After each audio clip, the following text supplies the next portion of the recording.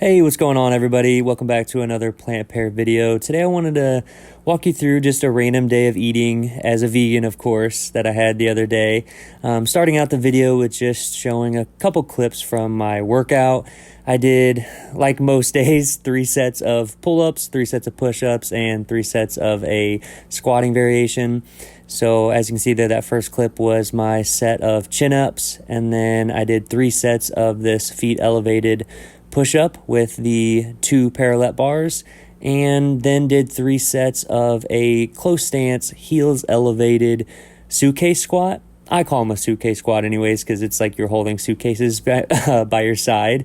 But yeah, I really like these a lot. And then I finished the workout with just some lateral raises. This is towards the end of the set here as I'm starting to fail. And then I decided to do some upright rows actually towards the end of the set as well, just to kind of, I hate this term burnout, but it did make the side delts feel pretty good. All right, so first things first, as always, starting the day off with some coffee. I always drink my coffee black for the most part, and I did just want to show off my sweet Harry Potter mug, actually, that changes color and reveals some words as it gets hot. Anybody that knows my wife and I knows that we are huge Harry Potter fans, so just thought I'd throw that in there for some fun. I started the day off after that with some oatmeal. I've pretty much had oatmeal for breakfast for the last, 10 years probably, well before I was vegan, that's for sure. But here's just pretty much a heaping cup of dry oats. It probably measures out to be more like a cup and a half of dry oats, honestly. And then just some ground flaxseed, a tablespoon's worth. And then I also put in about a half a scoop to maybe a 3/4 scoop of vegan vanilla protein.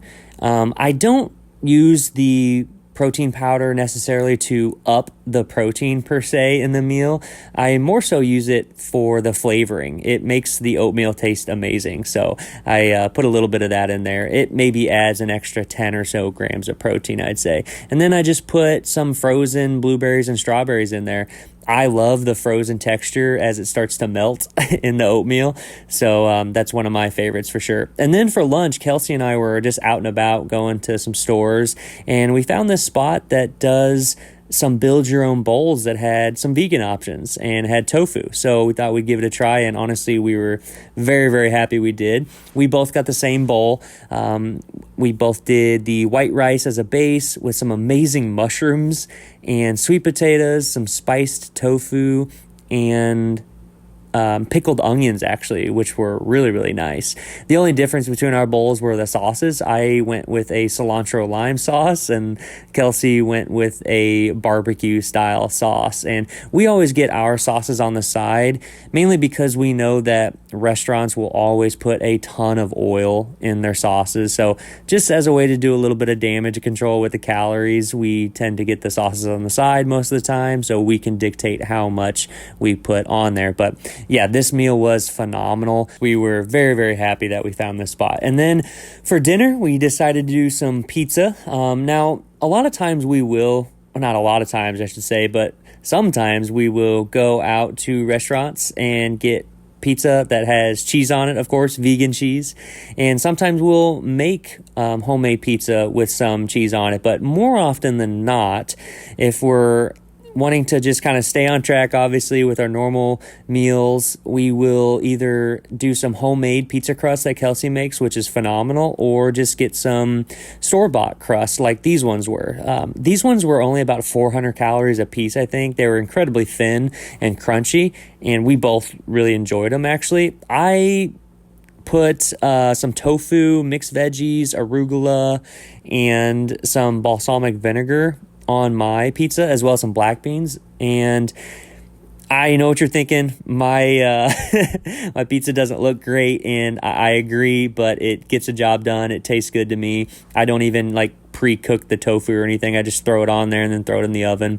And then Kelsey's pizza was a little bit more basic than mine. She did some vegan chicken strips and some sun-dried tomatoes, and then used a little of the leftover barbecue sauce from lunch.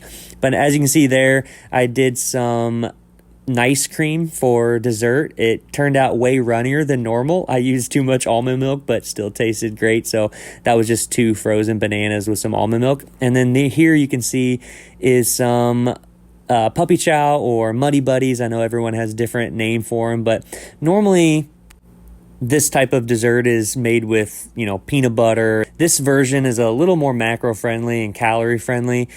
We found some chocolate flavored PB Fit, which is just like powdered peanut butter, but chocolate flavored.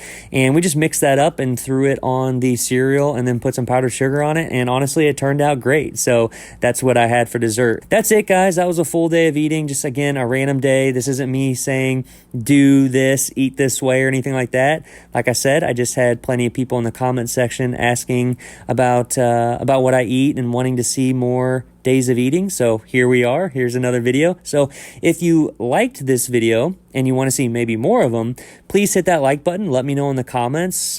Please subscribe for more. We appreciate you being here, and we will see you in the next one.